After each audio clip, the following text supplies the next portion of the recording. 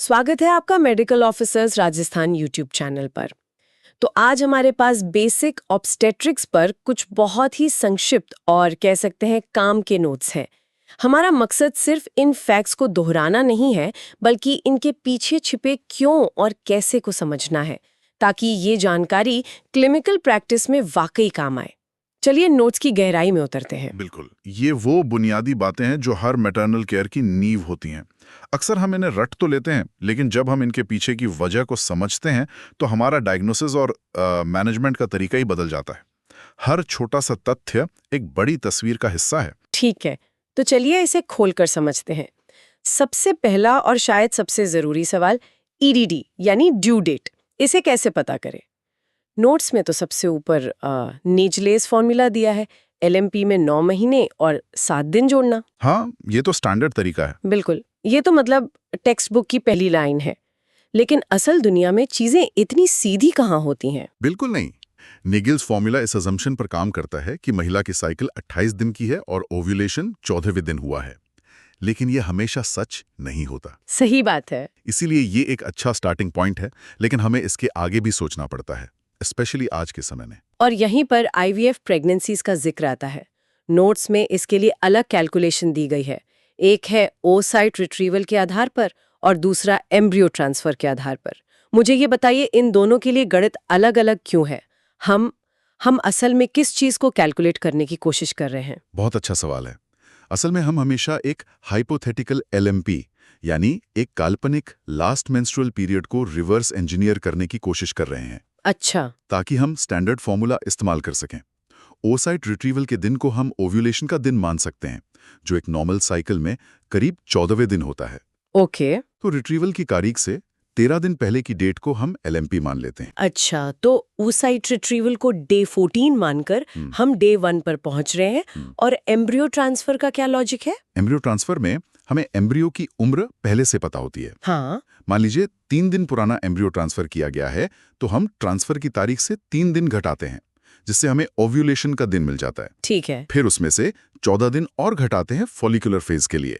तो कुल मिलाकर लगभग 16-17 दिन घटाकर हम उस हाइपोथेटिकल एलएमपी पर पहुंचते हैं। तो ये सब बेसिकली एक स्टैंडर्ड फॉर्मूला इस्तेमाल करने के लिए किया जा रहा है। हाँ, बिल्कुल, स्टैंडर्डाइजेशन के लिए। ये तो साफ हुआ। और अगर अगर किसी की साइकिल अनियमित हो या वो गर्भ निरोधक गोलियां ले रही हो, तब तो एलएमपी पर मतलब हम उस पर बिल्कुल भरोसा नहीं कर सकते। नहीं कर सकते। नोट्स साफ बताते हैं कि ऐसी स्थिति में सबसे अच्छा तरीका अल्ट्रासाउंड है, जिसमें क्राउन रंप लेंथ यानी CRL मापी जाती है। बिल्कुल।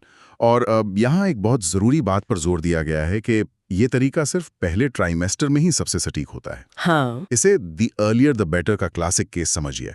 पहले ट्राइमेस्टर में सभी भ्रूण लगभग एक ही गति से बढ़ते हैं, इसलिए CRL हमें जेस्टेशनल एज की बहुत सटीक जानकारी देता है। कितनी एक्यूरेसी होती है इसमें? प्लस माइनस 5-7 दिन की एक्यूरेसी के साथ। लेकिन दूसरे और तीसरे ट्राइमेस्टर में जेनेटिक और दूसरे फैक्टर्स की वजह से बच्चों के साइज में विभिन्नता आने लगती है। अच्छा। और तब अल्ट्रासाउंड डेटिंग के लिए उतना भरोसेमंद नहीं रह जाता। अब आते हैं उस हिस्से पर जो हमेशा से मुझे बहुत आकर्षक लगता है, प्रेगनेंसी के शुरुआती लक्षण। नोट्स में चैडविक्स, ओसिएंडर्स, गुडल्स, हेगास जैसे कई पुराने डॉक्टर्स के नाम पर रखे गए साइंस की एक लिस्ट है। मेरा सवाल ये है कि आज के ज़माने में जब हमारे पास हाई सेंसिटिविटी प्रेगनेंसी टेस्ट और अर्ली अल्ट्रासाउंड्स हैं, तो इन फिजिकल साइंस की कितनी प्रासंगिकता बची है? ये एक बहुत ही महत्वपूर्ण सवाल है। क्या ये सिर्फ मेडिकल इतिहास का एक सबक है या आज भी इनका कोई रोल है? नहीं, इनका रोल आज भी है। ये सच है कि एक अल्ट्रासाउंड हमें निश्चित जवाब देता है, लेकिन इन क्लासिक साइंस का महत्व आज भी कम नहीं हुआ है। पहली बात, ये लो रिसोर्स सेटिंग्स में जहां अल्ट्रासाउंड तुरंत उपलब्ध नहीं है, बहुत महत्वपूर्ण है। सही है। और उससे भी ज्यादा जरूरी बात यह है कि एक डॉक्टर के हाथ और आंखों को शरीर में हो रहे गहरे शारीरिक बदलावों को समझने की ट्रेनिंग देते हैं। मतलब ये क्लिनिकल स्किल को बेहतर बनाता है। बिल्कुल। हेगर साइन को महसूस करना सिर्फ डायग्नोसिस के लिए नहीं है, ये उस प्रेगनेंसी की फिजिकल रियलिटी से जुड़ने का एक तरीका है। ये आपकी क्लिनिकल समझ को बेहतर बनाता है। चलिए फिर कुछ क्लासिक साइंस को समझते हैं, जैसे हेगर्स साइन। ये सुनने में ही बड़ा अजीब लगता है कि यूट्रस और सर्विक्स अलग अलग महसूस होते हैं। शरीर में ऐसा क्या होता है जिससे ये सेंसेशन आती है? ये सब हॉर्मोन्स का, खासकर प्रोजेस्टेरॉन का कमाल है। अच्छा। प्रोजेस्टेरॉन यूट्रस के निचले हिस्से, जिसे एस्थमस कहते हैं, को अविश्वसनीय रूप से नरम और पतला बना देता है। तो जब आप बायोमैनुअल एग्जामिनेशन करते हैं हाँ, तो वो हिस्सा इतना दब जाता है कि आपकी उंगलियों को लगभग एक दूसरे को छूने का एहसास होता है। ये एक बहुत ही अलग और नाटकीय खोज है। और गुडिल साइन के लिए जो एनालॉजी दी जाती है वो हमेशा याद रहती है। बिल्कुल। आमतौर पर सर्विक्स नाक की टिप जैसा सख्त महसूस होता है, लेकिन प्रेगनेंसी में प्रोजेस्टेरॉन और बढ़े हुए ब्लड फ्लो की वजह से ये होठों की तरह नरम हो जाता है। ये तो बहुत अच्छी तुलना है। हाँ, ये एक बहुत ही सरल लेकिन प्रभावी तुलना है। लेकिन ये सारे साइन ये मानकर चलते हैं कि सब कुछ ठीक चल रहा है, पर कभी-कभी ऐसा नहीं होता।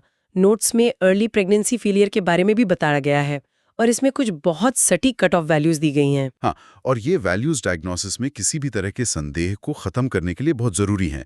अगर अल्ट्रासाउंड में गेस्टेशनल सैक या जीएसएसई 25 mm से बड़ा है और उसमें कोई फीटल पोल नहीं दिख रहा, तो ये ब्लाइटेड ओवम है। हाँ, ब्लाइटेड ओवम। ये ब्लाइटेड ओवम एक बहुत कठोर शब्द लगता है। क्या इसे ऐसे समझना सही होगा कि ये एक ऐसी प्रेगनेंसी है जिसमें ढांचा यानी सैक तो बन गया, लेकिन इमारत यानी भ्रूण का निर्माण कभी शुरू ही नहीं हुआ? ये इसे समझने का एक बिल्कुल सही और संवेदनशील तरीका है। शरीर ने प्रक्रिया शुरू की, गेस्टेशनल सैक बना, लेकिन कई कारणों से जो अक्सर क्रोमोसोमल होते हैं, भ्रूण खुद विकसित नहीं हुआ। और दूसरा क्राइटेरिया है मिस्ड अबॉर्शन का। बिल्कुल। अगर CRL 7 mm से ज्यादा है और कोई फीटल हार्ट रेट यानी FHR नहीं है, तो ये मिस्ड अबॉर्शन कहलाता है। इसका मतलब है कि भ्रूण तो बना, लेकिन उसकी धड़कन नहीं आई या आकर रुक गई। सही। ये कट ऑफ वैल्यूज मरीज को एक स्पष्ट और अनएम्बिगुअस डायग्नोसिस देने में मदद करती हैं। और एक स्पष्ट डायग्नोसिस मिलना ही उस पहली एंटीनेटल विजिट का एक बड़ा लक्ष्य होता है। नोट्स में उस पहली विजिट के लिए जरूरी टेस्ट की एक पूरी लिस्ट दी गई है। ये एक साधारण चेकलिस्ट की तरह लगती है, लेकिन असल में ये पहले दिन से ही माँ और प्रेगनेंसी की सेहत की एक पूरी तस्वीर बनाने के बारे में है ना? बिल्कुल। यहाँ सिर्फ लिस्ट ही नहीं बल्कि उसके साथ लिखी छोटी छोटी बातें बहुत अहम हैं, जो दिखाती हैं कि आगे क्या करना है। जैसे ब्लड ग्रुप के साथ लिखा है कि अगर माँ RH नेगेटिव है तो पति का ब्लड ग्रुप भी कराएं, और अगर वो RH पॉजिटिव हैं तो ICT यानी इनडायरेक्ट कूम्स टेस्ट कराएं। अच्छा। ये RH इनकम्पैटिबिलिटी को मैनेज करने के लिए एक एक्शन प्लान का हिस्सा है, सिर्फ एक रिपोर्ट नहीं। इसमें NIPT का जिक्र भी है कि माँ के ब्लड से बच्चे का ब्लड ग्रुप पता किया जा सकता है। ये तो बहुत एडवांस टेक्नोलॉजी लगती है। हाँ, ये नॉन इन्वेजिव प्रीनेटल टेस्टिंग है। ये माँ के खून में तैर रहे बच्चे के सेल फ्री DNA के छोटे टुकड़ों का विश्लेषण करके काम करता है। नेगेटिव आती है तो इसका मतलब है कि माँ को रुबेला से इम्यूनिटी नहीं है। तो उसके इसमें क्या करना है? नोट्स कहते हैं कि ऐसी स्थिति में प्रसव पूर्व परामर्श दें और डिलीवरी के बाद वैक्सीन लगवाएं। यह जानकारी माँ और बच्चे दोनों को भविष्य के जोखिम से बचाती है। ठीक है। अब जैसे जैसे प्रेगनेंसी बढ़ती है, यूटेरस का आकार भी बढ़ता है। नोट्स में इसके कुछ महत्वपूर्ण लैंडमार्क दिए गए हैं। 12 हफ्ते पर प्यूबिक सिम्फिसिस तक, 22 हफ्ते पर अम्बिलिकिस तक और 36 हफ्ते पर ज़िथिस्टर्नम तक। और 36 हफ्ते के पास लाइटनिंग का भी जिक्र है। ये एक बहुत ही दिलचस्प घटना है। हाँ, लाइटनिंग। जब बच्चे का सिर पेल्विस में नीचे उतरता है तो डायफ्राम पर दबाव कम हो जाता है। इससे माँ को अचानक सांस लेने में आसानी महसूस होती है, जैसे कोई बोझ हल्का हो गया हो। बिल्कुल। ये एक अच्छा संकेत है कि शरीर डिलीवरी के लिए तैयार हो रहा है। और हमें OGGT यानी ओरल ग्लूकोज टॉलरेंस टेस्ट को नहीं भूलना चाहिए। नोट्स के अनुसार ये 24 से 28 हफ्तों के बीच सभी गर्भवती महिलाओं के लिए सुझाया गया है। ये इतना स्पेसिफिक टाइम विंडो क्यों है? इसकी एक बहुत ही ठोस शारीरिक वजह है। गर्भावस्था के दौरान प्लेसेंटा से निकलने वाले हार्मोन्स जैसे ह्यूमन प्लेसेंटा लैक्टोजेन, हाँ, वो माँ के शरीर में इंसुलिन प्रतिरोध मतलब इंसुलिन रेजिस्टेंस पैदा करते हैं। अच्छा। ये प्रतिरोध 24 से 28 हफ्तों के बीच अपने चरम पर होता है। इसीलिए ये गेस्टेशनल डायबिटीज का पता लगाने के लिए सबसे सही समय है। क्योंकि अनियंत्रित डायबिटीज तो माँ और बच्चे दोनों के लिए बिल्कुल बहुत सारी जटिलताएं पैदा कर सकती हैं, और ये एक साधारण सा टेस्ट हमें उसे समय पर पकड़ने में मदद करता है। आखिर में एक बहुत ही जरूरी विषय है वैक्सीनेशन। कौन सा टीका सुरक्षित है और कौन सा नहीं, इसे लेकर हमेशा सवाल रहते हैं। नोट्स में एक बहुत स्पष्ट लाइन लिखी है, किल्ड वैक्सीन सुरक्षित है, लाइव वैक्सीन नहीं। हाँ, यह बहुत सरल लगता है, लेकिन फिर तुरंत येलो फीवर और रेबीज के टीके को अपवाद के रूप में लिस्ट किया गया है, जो दोनों लाइव वैक्सीन है। ये तो एक बड़े विरोधाभास जैसा लगता है। इसके पीछे क्या तर्क है? ये एक शानदार ऑब्जर्वेशन है और ये दिखाता है कि मेडिसिन में नियम अक्सर कॉन्टेक्स्ट पर निर्भर करते हैं। मूल सिद्धांत यह है कि किल्ड वैक्सीन में वायरस या बैक्टीरिया का मृत रूप होता है, इसलिए वो भ्रूण के लिए कोई खतरा पैदा नहीं कर सकते। इसीलिए टैड रेकमेंड किया जाता है। हाँ, टैड को खास तौर पर 27 से 36 हफ्तों के बीच देने की सलाह दी जाती है, ताकि मां में बनी एंटीबॉडीज प्लासेंटा के माध्यम से बच्चे तक पहुंचे और उसे जन्म के बाद काली खांसी से बचा सकें। और लाइव वैक्सीन का खतरा क्या है? लाइव वैक्सीन में वायरस या बैक्टीरिया का जीवित लेकिन कमजोर रूप होता है। तो सैद्धांतिक रूप से ये खतरा है कि ये कमजोर वायरस प्लासेंटा को पार करके भ्रूण तक पहुंच सकता है। इसीलिए बीसीजी, एमएमआर, वारिसेला जैसी वैक्सीन नहीं दी जाती। बिल्कुल। तो फिर येलो फीवर और रेबीज अपवाद क्यों है? यहाँ हम रिस्क बेनिफिट एनालिसिस करते हैं।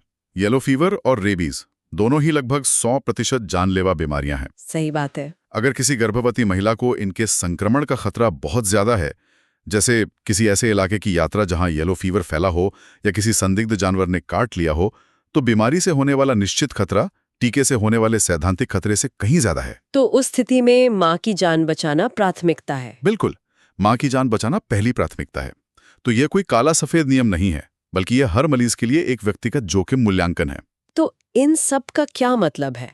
हमने प्रेगनेंसी की डेटिंग के गणित से लेकर शुरुआती लक्षणों की प्रासंगिकता, पहली विजिट के एक्शन प्लान और टीकाकरण के जटिल निर्णयों तक सभी मुख्य बिंदुओं पर बात की।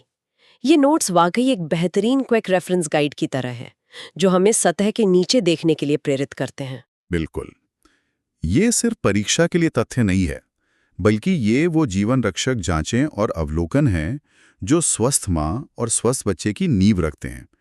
हर एक साइन, हर एक टेस्ट का एक बड़ा उद्देश्य है, जोखिम को पहचानना और उसे समय पर कम करना।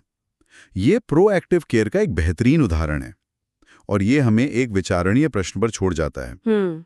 जिस तरह असिस्टेड रिप्रोडक्टिव टेक्नोलॉजी यानी ART और हाई रेजोल्यूशन अल्ट्रासाउंड जैसी एडवांस इमेजिंग का चलन बढ़ रहा है, क्या भविष्य में हेगर साइन या जकूमिया साइन जैसे क्लासिक क्लिनिकल लक्षणों का महत्व सिर्फ अकादमिक रह जाएगा, या ये हमेशा एक अच्छे डॉक्टर के क्लिनिकल स्किल का एक फंडामेंटल हिस्सा बने रहेंगे?